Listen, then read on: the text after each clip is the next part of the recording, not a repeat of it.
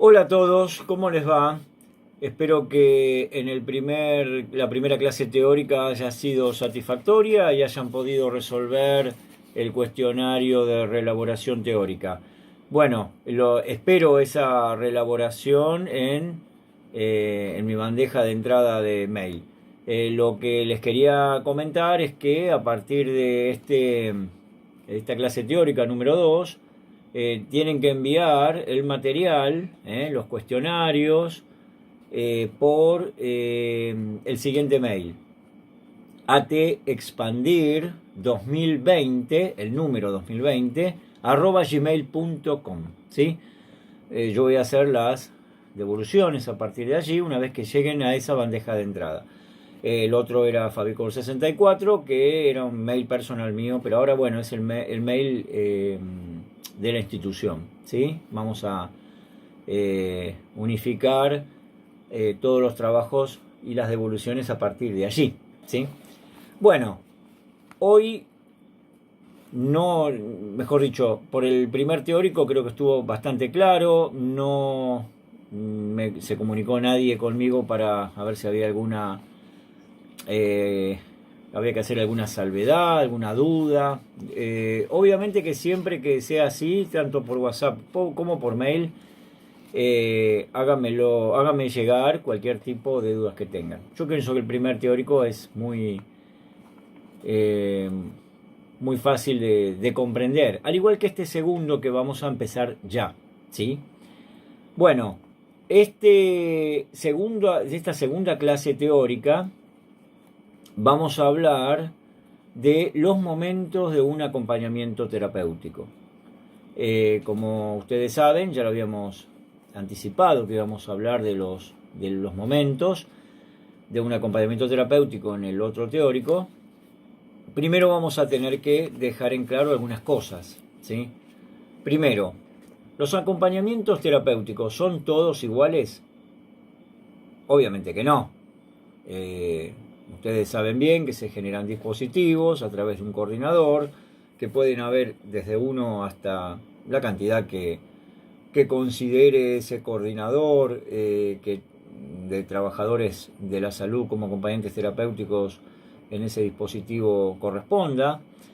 Pero lo único que tenemos que decir, o mejor dicho, una de las cosas que tenemos que decir, es que los acompañamientos son todos diferentes, ¿sí? Son diferentes realmente, porque más allá de que alguien pueda decirnos, o un psicólogo mejor dicho, nos dice, bueno, el diagnóstico de este paciente es esquizofrenia, y nosotros vamos a decir, bueno, ya estudié esquizofrenia, o estudié psicosis, o estudié cómo tenemos que abordar un paciente que tiene un problema de una patología dual, como es adicciones con psicosis, etcétera, o cualquier otro problema, depresión, etcétera. Pero, claro, una cosa es la patología con la cual nosotros abordamos, otra cosa es la persona, ¿sí? Los seres humanos somos únicos e irrepetibles. La forma en que vamos a abordar va a ser dentro de los parámetros que tenemos en cuanto a los conocimientos que hemos adquirido respecto de esas patologías. Pero después vamos a tener que iniciar un abordaje persona por persona. Sabemos que la persona tiene esquizofrenia, pero si fulano tiene esquizofrenia y tenemos ese acompañamiento, mengano tiene esquizofrenia, tenemos otro acompañamiento, y sultano tiene tiene esquizofrenia, tiene otro acompañamiento, sí, los tres van a tener esquizofrenia, pero los tres tienen una biografía personal diferente. Entonces son tres acompañamientos diferentes, ¿sí? Sabemos a qué atenernos en cuanto a la esquizofrenia, pero también después vamos a ver qué grado de esquizofrenia tiene, ¿sí? Puede ser una persona bipolar, puede ser un trato en cuanto a una esquizofrenia mucho más paranoica, por ejemplo, o una esquizofrenia un poco más leve, catatónica, cuando la persona queda fija en su posición. Ya vamos a ver este tema, ¿no? En otros teóricos. Pero quiero dejar en claro que por más que sepamos a qué atenernos respecto de las patologías o sintomatologías del paciente, los seres humanos somos únicos y repetibles, por lo tanto, el acompañamiento siempre va a ser diferente. Esto ténganlo muy, muy presente, ¿sí? Porque a veces nos llevamos algunas cuestiones difusas cuando estamos dentro de ese acompañamiento, de decir por qué reacciona tal o cual persona de esta manera si los libros dicen otra cosa.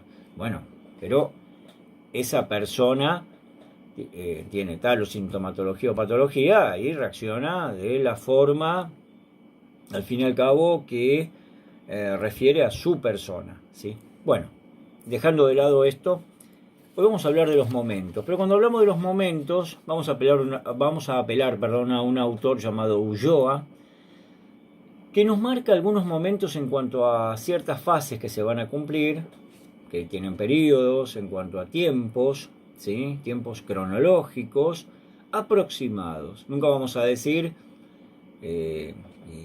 que los tiempos son exactamente como Ulloa nos dice, porque el mismo Ulloa nos dice que son tiempos aproximados, pero que tenemos que tener en claro esta clasificación para ir realizando estos pasos. Son 4 pasos antes de llegar a una finalización de acompañamiento terapéutico, ¿sí?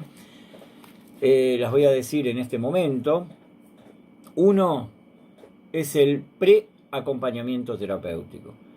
¿Qué es el preacompañamiento terapéutico? El preacompañamiento terapéutico es, todavía no conocemos al paciente, ¿sí?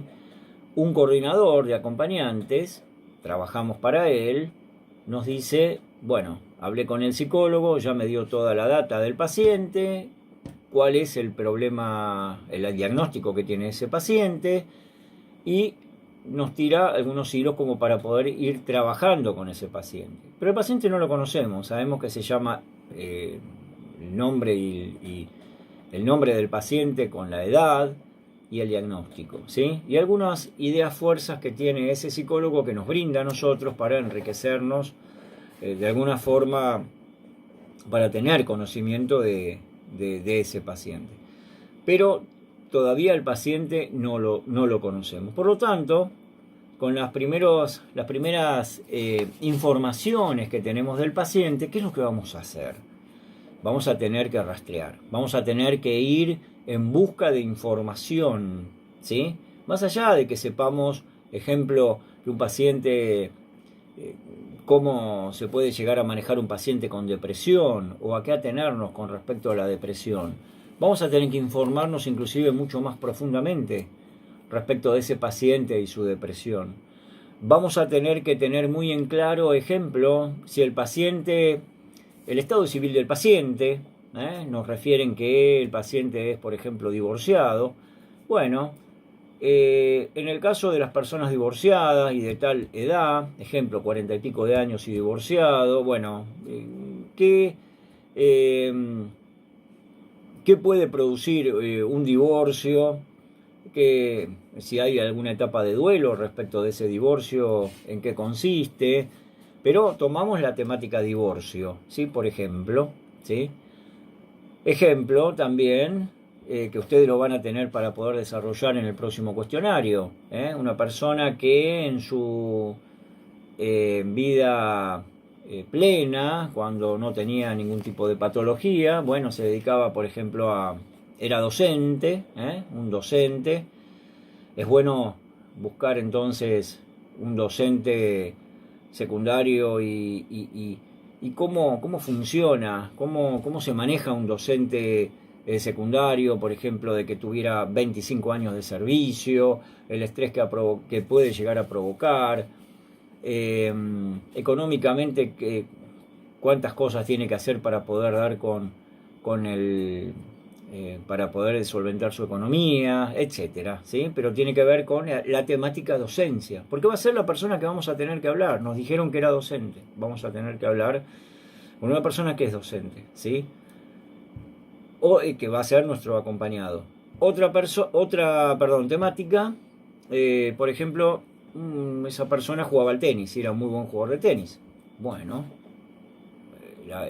por más que no sepamos nada de tenis, vamos al tema tenis, ¿sí?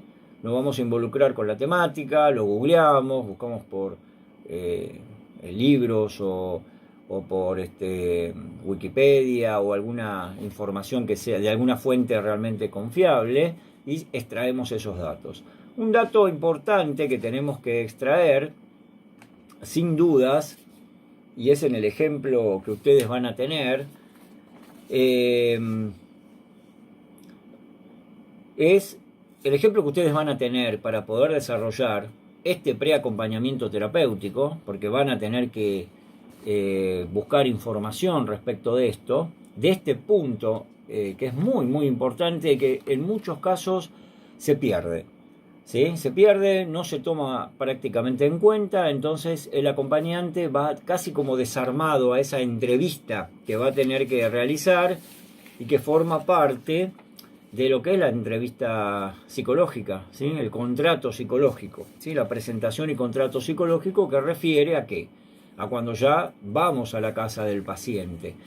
Pero antes de esto tenemos que ir con un bagaje informativo, ¿sí? Porque nos va a servir también para poder abordar de mejor manera en la entrevista a ese paciente. El caso que ustedes van a tener que realizar en la reelaboración número 2, bueno, un coordinador arma un dispositivo de AT en el cual tomamos parte de la siguiente información del paciente. Bueno, el paciente que yo les relato es Raúl M., 45 años, divorciado hace 6 meses y con una patología psiquiátrica de depresión.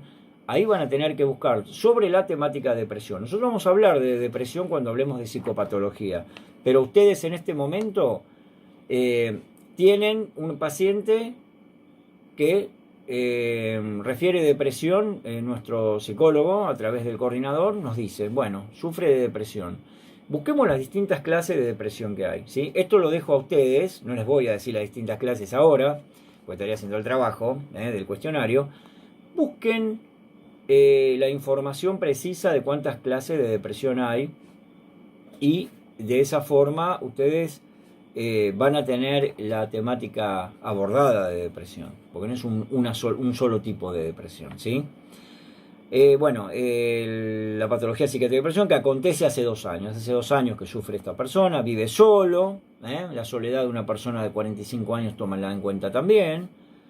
Y si bien lo asiste su hija de 25 años que viene cuando puede al domicilio, su terapeuta le indica la importancia de tener una AT para mejorar su calidad de vida, al cual, bueno, finalmente se acepta, ¿sí?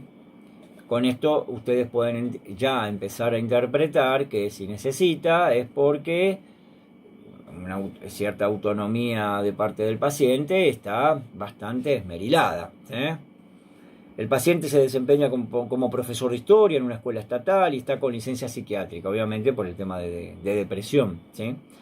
La medicación que toma, acá hablamos de medicación, obviamente los psiquiatras siempre dan medicación para la depresión, un antidepresivo que es sertralina, 50 miligramos, y cabe acotar que no sale de su habitación para nada. Esto le va a referir a ustedes cuando averigüen sobre depresión, qué tipo de depresión es, ¿sí? Si no sale de la habitación, En su primera juventud ha sido un gran jugador de tenis amateur, ganando varios trofeos. Van a tener que investigar acerca de datos puntuales que se derivan de este preacompañamiento y desarrollarlos para acceder a una información adecuada de cosas que atañen al paciente. Yo les hablé divorcio, jugador de tenis, depresión, el tema sertralina, ¿sí? Buscar esa medicación y los efectos adversos que puede llegar a provocar la sertralina. Es muy importante que ustedes tengan en cuenta qué efectos puede llegar a producir en cuanto a lo colateral la sertralina, porque ustedes van a tener que informar esto, y esto es muy importante en los informes que ustedes den al coordinador, que finalmente lo va a recibir el psicólogo, en un acompañamiento terapéutico ideal, ¿sí? ¿Cómo funciona? Porque si realmente la persona pierde protagonismo de su vida por culpa de la sertralina, porque lo deja demasiado con poca posibilidad de desempeñarse, bueno, esto lo tiene que saber el psicólogo, inclusive después se le brinda esa información también al psiquiatra, donde podría ser que, y frecuentemente se da, que la dosis se va viendo de la forma en que se va a suministrar, si es 50 miligramos, si es menos o si es más, pero bueno, en el llano ustedes van a decir, por estar en el minuto a minuto, a qué atenerse, ¿no? Si la persona ven que realmente hay efectos nocivos, por eso los tienen que saber de antemano, hay efectos que después de tomar esta medicación son malos, lo van a informar. Y es muy bueno para la persona. Aparte de lo que yo le estoy diciendo, del divorcio, en cuanto al tenis, ustedes pueden incluir otras cosas que ustedes ven respecto de lo que yo les dije, que es la información que nos daría de repente un coordinador a nosotros. Nosotros con eso decimos, mañana me tengo que presentar a las 18 horas. Bueno, esta es la información que tengo, voy a buscar, en cuanto a todo los datos que me han dado, voy a tener que buscar información de cada punto, ¿sí? Y de esa forma voy a ir armado de conocimientos previos del paciente, ¿sí? Obviamente, la entrada en el cara a cara con el paciente, obviamente que va a ser diferente a todo lo que, quizás a lo que yo logré como conocimiento previo, pero estos conocimientos previos los tengo que tener, porque ante determinadas cosas que nos diga el paciente en un momento dado, enseguida, si tenemos ese conocimiento previo, vamos a saber también por qué lo está diciendo tal o cual cosa. Y aparte porque es el primer conocimiento sin estar el paciente que tenemos, ¿sí? Por eso es tan importante el preacompañamiento terapéutico, por eso les mando a realizar ese punto en la reelaboración teórica número 2, ¿sí? Y de paso empiezan a introducirse en lo que son las psicopatologías. En la primera vez que se van a introducir en esto, buscando básicamente la patología de depresión, ¿sí? No necesariamente tienen que hacer una Biblia, Biblia en cuanto a una cantidad de hojas importantes ni nada. Simplemente las distintas, qué es la depresión, cómo se manifiesta la depresión en un paciente y realmente qué tipo de depresión. Ya con eso es suficiente, no hay mucho más. Recuerden que ustedes después ya sobre el paciente mismo en la entrevista que le realicen van a entender un montón de cosas más, inclusive por qué nació la depresión, porque en muchos casos el paciente ya nos empieza a relatar cosas cuando ya lo veamos. Y bueno, el segundo punto obviamente es la presentación y el contrato psicológico, ¿sí? Acá vamos a hacer una entrevista, la entrevista es de tipo psicológico. Obviamente, vamos a tener que mostrar empatía, es la primera vez que nosotros vemos a la persona, por lo general nos va a atender alguien de la familia, de la persona. Bueno, nosotros siempre vamos a decir de que nos dejen aparte, porque queremos hablar con él. Obviamente primero vamos a hablar con el familiar, pero rápidamente vamos a hablar con la persona, ¿sí? Nos quedamos con él, empezamos a tener las primeras miradas, los primeros gestos, pero siempre vamos a tener que tener un gesto afable, como que la persona a través de lo gestual nuestro entienda que estamos predispuestos a generar algo positivo con él, ¿sí? Junto a él. Ese es el contacto inicial que vamos a tener con el paciente. Nunca entender que el acompañante terapéutico es una persona que está por encima del paciente. No, nunca, porque eso sería perder la humildad y el tacto que tenemos que tener respecto del paciente, ¿sí? Y esa humildad no la tenemos que perder jamás, ¿sí? Tenemos, obviamente, la autoridad que nos da como agente de salud, acompañante terapéutico allí, pero la humildad, la empatía que tenemos que tener y el vínculo asimétrico que tenemos que empezar a realizar es importantísimo. ¿Por qué asimétrico? Y porque no somos el par, él no es nuestro par, ¿sí? ¿Él qué es?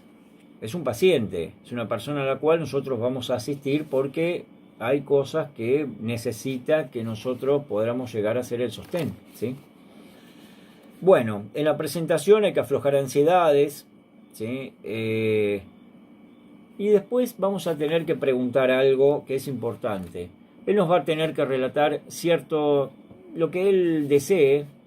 Bueno, nosotros vamos a decir que estamos ahí porque lo que queremos es que él esté realmente mejor, porque necesitamos saber qué le está ocurriendo, que venimos, digamos, para interactuar positivamente con él, en cierta forma para ayudarlo a que esté mucho mejor en su vida. Nosotros venimos como una persona, como una suerte de prenda de paz, ¿no? Para quizás una situación conflictiva en la cual se encuentra él. Bueno, también podemos preguntar por cómo solicitó una T, entonces seguramente en este caso nos va a decir que la hija es la que quiere que él esté, entonces le podemos llegar a preguntar, bueno, perfecto, vamos a tratar de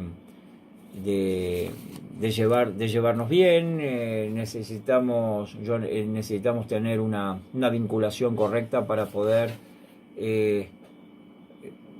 de repente que él pueda llegar a tener consideraciones lindas de la vida, ¿sí? Y una consideración linda en este caso, por ejemplo, y sobre todo con depresión, cuando hablamos de los logros que tiene él, hay una situación importante ahí, ¿no? Él ha sido y ha ganado trofeos jugando al tenis. Bueno, eso puede ser un motivo de frustración. ¿Y ahora qué soy?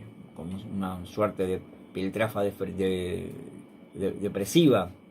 No, nosotros podemos decir, y ya con su edad, que no va a jugar al tenis porque no lo desea, pero sí, por ejemplo, podemos decir, ¿no se te ocurriría de repente poder enseñar tenis? Porque sos un gran jugador. Vamos a levantar la autoestima de la persona, sobre todo con depresión, ¿no? Y vamos a decir también que vamos a apoyar todo este tipo de cosas que pueden llegar a hacerle muy bien a él. También nos metemos y nos involucramos en cierta forma con el tema del tenis en este caso, en este caso puntual. Les marco este ejemplo porque es el ejemplo que estamos tratando. Pueden ser cualquier sintomatología o patología. Pero fíjense ustedes a qué apuntamos, ¿no? A armarlo en la parte de lo que es la autoestima, pero muy baja que puede llegar a tener. Que valore nuestra escucha, ¿no? Nosotros lo estamos escuchando, él sabe, un paciente siempre va a saber si nos estamos escuchando realmente o si de repente hacemos que escuchamos. Por eso que en el primer teórico yo les dije, el compromiso humano que tiene la T es enorme. Entonces nunca subestimar al paciente. Nosotros no somos más que el paciente, ¿sí? O sea, ponerse a la par es ponerse a la par como seres humanos. El vínculo asimétrico es porque nosotros estamos siendo el sostén y no podemos estar en la misma situación, pero en el mismo plano, porque cada cual cumple nosotros una función y él está como paciente, ¿sí? Nosotros una función de acompañante terapéutico y él como paciente. Pero recuerden bien, en el plano de lo que es la humanidad estamos en condiciones iguales, ¿sí? Entonces siempre tiene que haber una interacción, un ida y vuelta, un feedback muy interesante desde lo humano. Y esa empatía empieza a surtir efecto. Es muy importante que en esa entrevista nosotros cometamos la menor cantidad de errores posibles. ¿Qué serían errores? Y bueno, de repente preguntar algo que realmente sea muy complicado, ¿sí? No podemos preguntar de repente por qué estás depresivo, qué pasó, por ejemplo, en tu infancia, o que la persona nos empieza a decir, no, mi infancia fue realmente muy complicada, tuve un problema, y querramos en esa primera entrevista ya saber cuál es el problema, y capaz que hubo a lo mejor un abuso o algo realmente muy complicado, muy traumático y que se nos va a ir no estamos en condiciones en esa primera entrevista, porque no tenemos conformado todavía el vínculo con el paciente, de poder, de que él nos pueda llegar a brindar la confianza de esos pormenores de ese conflicto, ¿sí? O sea que siempre, eso sería un error realmente importante. Sí, que nos diga algunas cosas nos deja como indicado, para que en una instancia posterior podamos empezar a desarrollar algo de eso.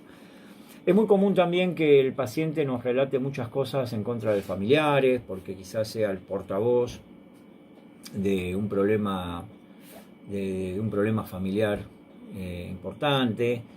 Esto lo tomamos entre pinzas, es la versión del paciente. Vamos a tener la versión del familiar y también la versión del psicólogo, obviamente, que es donde hace terapia el paciente. Nunca casarnos con lo que nos dice el paciente. No sabemos si es verdad o no, lo vamos a chequear seguramente, pero sí le vamos a dar valor. Y va a estar en los informes que realicemos. Los informes se realizan, por lo general,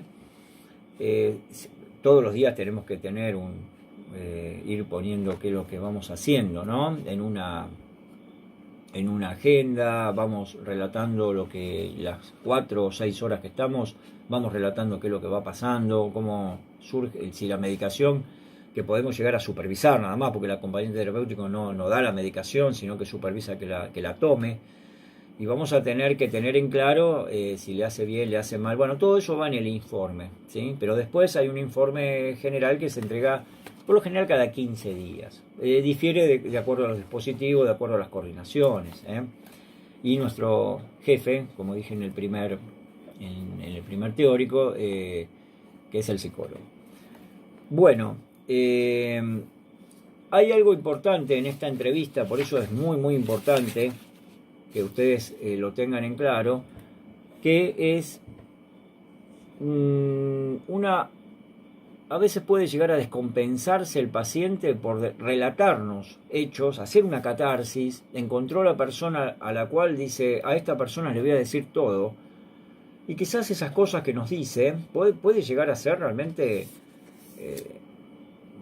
tan feas, tan conflictivas, que puede llegar a descompensarse, puede empezar a sentirse sudoroso, puede empezar a desfallecer.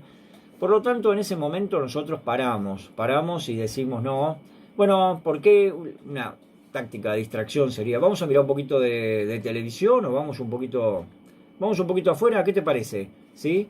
Pero enseguida tratar de sacar de esa situación, ¿sí? Nosotros tenemos que ver que si va increyendo su relato conflictuado y traumático, cortamos, pero no cortamos ahí, bueno, no, basta, no me hables más de eso, no. Hacemos esa táctica de distracción, ¿sí? Rápidamente vamos, estamos en un ambiente, capaz que decimos, mirá la biblioteca, ¿qué te parece tal libro? Cualquier cosa nos va a servir para distraer. Sobre todo lo de la televisión es mucho más interesante, pero cualquier cosa sirve para poder distraer. Lo único, si nosotros vemos que el relato es interesante, obviamente, y está todo en orden, escuchamos, una escucha realmente pero muy activa, porque de alguna forma lo que trata de hacer el paciente es reorganizarse psíquicamente, un principio de reorganización psíquica, y es bueno porque lo está volcando, ¿sí? Y eso es muy bueno para nosotros. Bueno, si el paciente no puede hablar, por ejemplo, una persona con afasia que no puede hablar, o una persona que ha tenido un ACV, por ejemplo, un accidente cerebrovascular y no puede hablar, nosotros tenemos que hacer igual esto. Tenemos que preguntar cosas acerca que la persona por lo general hable, y a partir del diálogo a partir del relato de la persona vamos tomando puntas por el cual cómo poder seguir una charla. Pero cuando la persona es afásica o ha sufrido una ACV que no se puede mover, la tenemos que realizar igual. Vamos a hablar nosotros seguramente, pero esa formalidad la tenemos que realizar igual porque es una etapa, la presentación y contrato psicológico. ¿Y qué pasa con las miradas de la persona? Bueno, a través de la mirada vamos a empezar a entendernos con esa persona, ¿sí?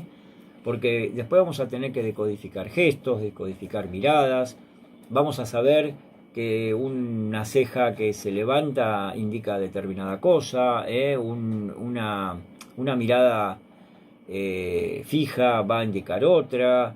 En esa interacción con el paciente, ya empezamos a decodificar cosas con él, junto con él.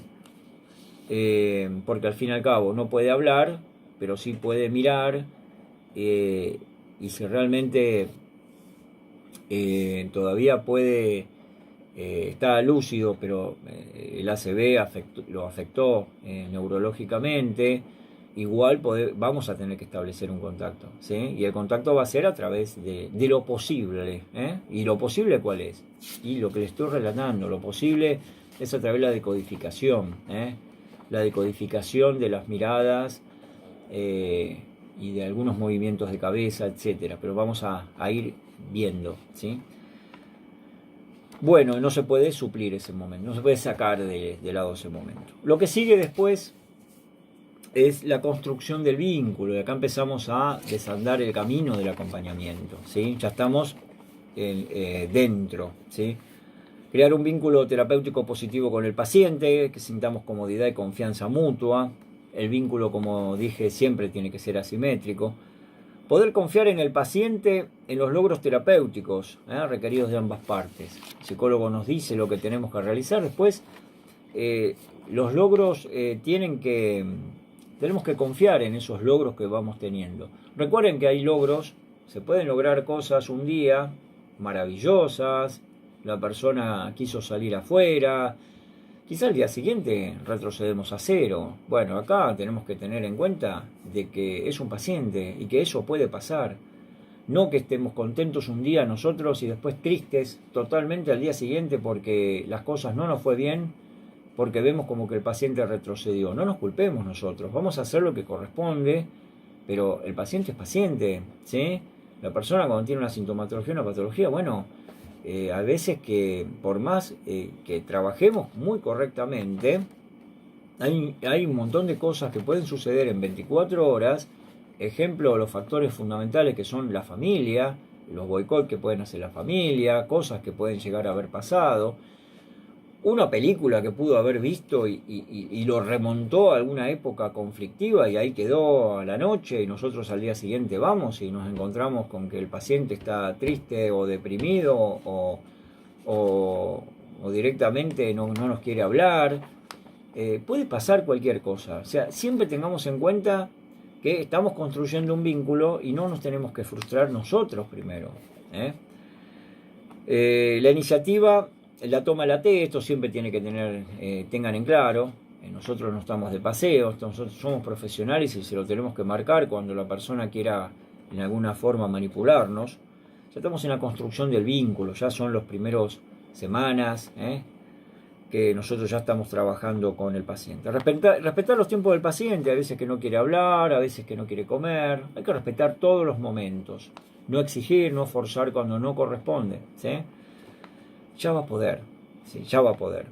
El vínculo transferencial, el paciente se exterioriza ternura, por ejemplo, bueno, es porque nos enlaza a nosotros en la figura de un rol que nos brinda de repente amor. Tengamos cuidado con esto se llama vínculo transferencial, porque puede llegar a tomarnos como ¿qué? Como un padre, como un hermano mayor, como una madre, como una hermana menor, etcétera, según lo que pueda llegar a percibir esa persona. Nosotros somos acompañantes terapéuticos, ni hermano, ni hermana, ni madre, ni padre, ¿sí? Y también del lado nuestro, ojo con esa contratransferencia, porque no puede haber una contratransferencia de ternura o de amor tampoco, ¿sí? Una cosa es la empatía, otra cosa es un sentimiento ya arraigado, porque para nosotros no es nuestro hijo, ni va a ser nuestro padre, ni es nuestra hija, ni nuestra madre. ¿Se entiende esto?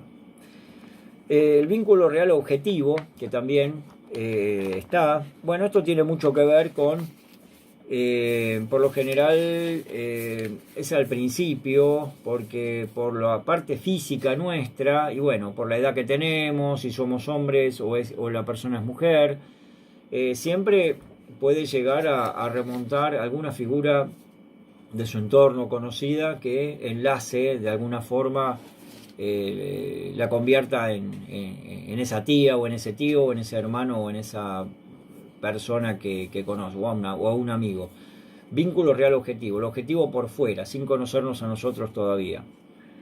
En estas 3 etapas, porque recién empezamos ese vínculo, esa construcción del vínculo, Acá decidimos si nosotros queremos salir. Si nosotros queremos salir, este es el momento. Todavía no está consolidado el vínculo, por lo tanto no vamos a dañar al paciente si salimos en estas etapas, ¿sí? En esta etapa, tercera etapa. Si salimos, no hay ningún tipo de problemas, porque no va a ser perjudicial, para la vida anímica del paciente.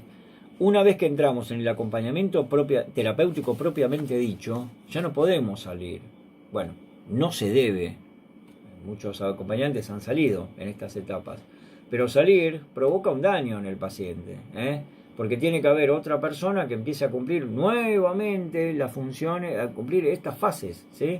Y nosotros estas fases ya las cumplimos. O sea, llegamos a ese punto, no podemos decir, no, ahora conseguí.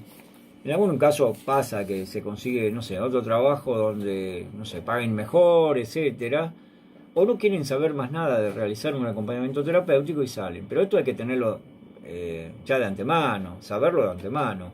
Acá, como le dije en la primera clase, no trabajamos con cajones de manzana ni de peras, sino con pacientes, con seres humanos. Entonces, lo ideal sería que una vez que tomar mucha conciencia en este punto, en esta tercera fase, para no cometer más errores, no cometer el error de salir. Acompañamiento terapéutico propiamente dicho, bueno, este es mayor nivel de complejidad. Acá se hacen muchos señalamientos, inclusive se pueden hacer señalamientos de temas íntimos por la confianza que ya tiene paciente con el acompañante, y él mismo nos tiene una confianza realmente importante y nos hace llegar cosas que de repente ni al analista se lo dice, pero nosotros, como estamos en el minuto a minuto, nos dice. Si hay confianza mutua, porque esto se genera cuando ya el acompañamiento ya tiene varios meses, el momento de sugerencia, de planificación de salidas, intervenciones más directivas. No moldearlo, porque acá es un punto, no moldearlo a nuestra imagen y semejanza. Lo dije en un momento dado, en el primer teórico, si mal no recuerdo, porque acá cuando ya la persona, ya tenemos un acompañamiento terapéutico propiamente dicho, y ya está, el vínculo está bastante consolidado, es un problema. Es un problema porque sabemos bien que ante el vínculo consolidado, nosotros, hay acompañantes que dicen, bueno, está bien, ya la persona va a hacer lo que yo quiera. Siempre hacemos lo mismo y siguen repitiéndose. Van al acompañamiento y siempre hacen exactamente lo mismo, y no corresponde que haga lo mismo, porque de esa forma no estamos modificando las conductas del paciente. Entonces, y estamos moldeando la imagen y semejanza nuestra, o sea, hace lo que nosotros queremos. No, él tiene que desarrollar su propia autonomía, o sea, no es lo que nosotros queremos, lo que él quiere, ¿sí? Proponemos cosas que nos parece importante para él, pero después es él el que toma las decisiones, ¿sí? Bueno, salidas recreativas, acompañarlo en algún trámite a veces es interesante. Esto hace la vida social de la persona. Ahora sería un poquito más difícil por el tema de la cuarentena, ¿no? Este tema hace que no sea tan fácil de manejarnos en una vida social, pero normalmente sí. ¿Cuándo termina el acompañamiento terapéutico? Porque hasta acá terminamos, ¿no? Con el acompañamiento terapéutico propiamente dicho, como ustedes puedan ver. Parece sencillo, las fases, que algunos van a llevar más tiempo, otros menos, algunos duran más meses, otros menos meses en cuanto a la consolidación del vínculo. Pero la finalización puede pasar cuando, bueno, ya está, tiene la cura que nosotros dijimos, cuando hay una remisión de síntomas, que ya la persona puede manejarse por sí misma, y nosotros ya no necesita un acompañante terapéutico, entonces finaliza ese acompañamiento. La autonomía psicológica del paciente ya está aumentada, la dependencia material en la vida cotidiana ha disminuido, ya puede hacer cosas por su cuenta sin ningún tipo de problema en su propia vida cotidiana. El paciente no representa riesgos, o sea, no podemos decir que tiene una un enfoque de la vida lúgubre y que refiere suicidio ni nada por el estilo, no representa realmente riesgos, ya está su conducta bastante encarrilada, la adaptación social está aumentada, ¿sí? El pensamiento crítico, ya tiene pensamiento crítico, puede decir hay cosas que no hice bien, que hice mal, y esto es muy, muy interesante, dentro de varios ítems que estamos nombrando. Por lo tanto, el AT ha sembrado semillas del tratamiento posterior, ¿sí? Cuando se interrumpe el acompañamiento, bueno, por más que podamos cumplir bien nuestra función, hay veces que no hay lugar para el AT porque el dispositivo se levanta y, por ejemplo, es particular y los familiares no quieren pagar más. Un acompañante entonces dice, no, levanto el dispositivo, o hay una internación, lo tienen que internar al paciente y dicen, bueno, ahora se van a seguir con las personas de la institución psiquiátrica, etcétera, y no necesitamos que vayan ahí los acompañantes. Bueno, ahí se interrumpe el acompañamiento. Inclusive puede haber un cambio de dispositivos en el mismo, ¿sí? Que la obra social no se haga cargo, ¿sí? Entonces no se hace cargo y no le paga nadie al acompañante, entonces los acompañantes dejan de estar en ese dispositivo. También puede haber una reanudación en el acompañamiento terapéutico por empeoramiento del estado del paciente después de haberse levantado el dispositivo. El dispositivo se levanta. ¿A qué estamos hablando acá con respecto a las reanudaciones? El dispositivo se levanta porque el paciente estaba muy bien, pero pasan unos meses y hay una recaída, la persona no está nada bien y vuelven los mismos acompañantes nuevamente. Cuando vuelven los mismos acompañantes tenemos que hacer las mismas fases. Otra vez la entrevista psicológica, otra vez intentar ver cómo está ese paciente, preguntarle otra vez las cosas. Es como empezar de cero. No obstante, ya tenemos, ya sabemos, tenemos un montón de información. En todo caso, el preacompañamiento casi no se hace, prácticamente no se hace porque ya tenemos la información a qué atenernos, pero lo demás sí.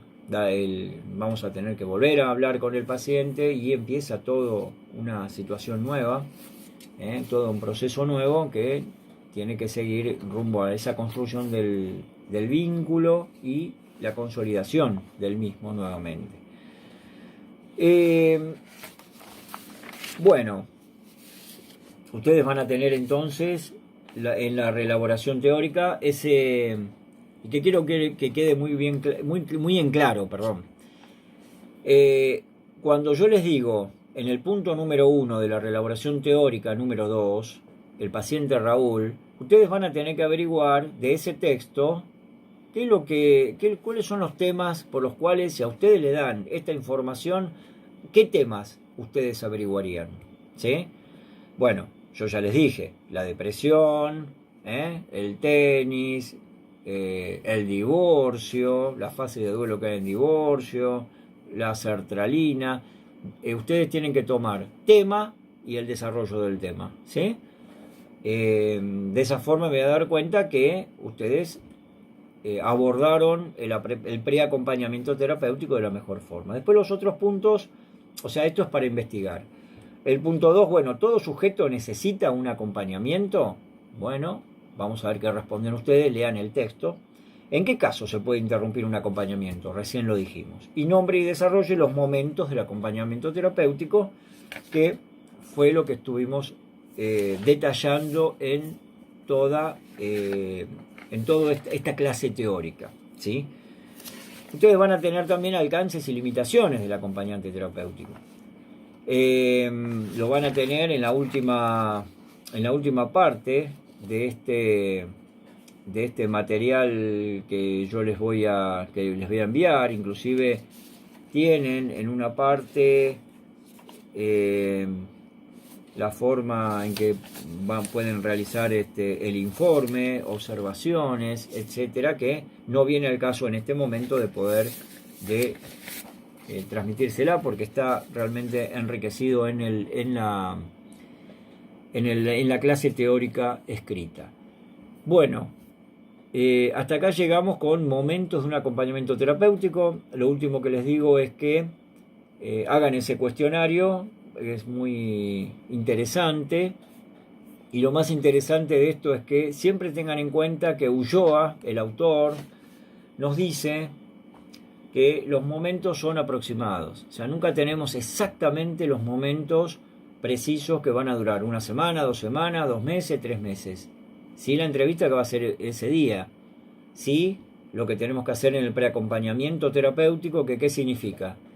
Que nosotros tenemos que ir con un conocimiento previo de una cantidad de temas que ya nos informa el psicólogo a través del coordinador, en el dispositivo de acompañante terapéutico. Que lo que vamos a desarrollar después es ni más ni menos que la construcción del vínculo y la consolidación del mismo, ¿sí? Y que hay un momento dado en la tercera fase que es el momento de si seguimos o no seguimos, y es la toma de conciencia nuestra tiene que ser absoluta, ¿sí? Porque si no dañamos la vida anímica del paciente. Bueno, hasta acá llegamos por hoy con momentos de un acompañamiento terapéutico y próximamente vamos a tener un tercer teórico, no les voy a decir cuál es, así mantenemos un poquito de suspenso. Espero que les haya gustado esta clase. Les mando un saludo grande a todos, un abrazo para todos, cuídense y cualquier cosa que tengan para decirme, cualquier duda, no tienen más que mandar mensajes o vía WhatsApp o obviamente por el mail que yo les apunté al iniciar la clase. Muchas gracias por la atención dispensada.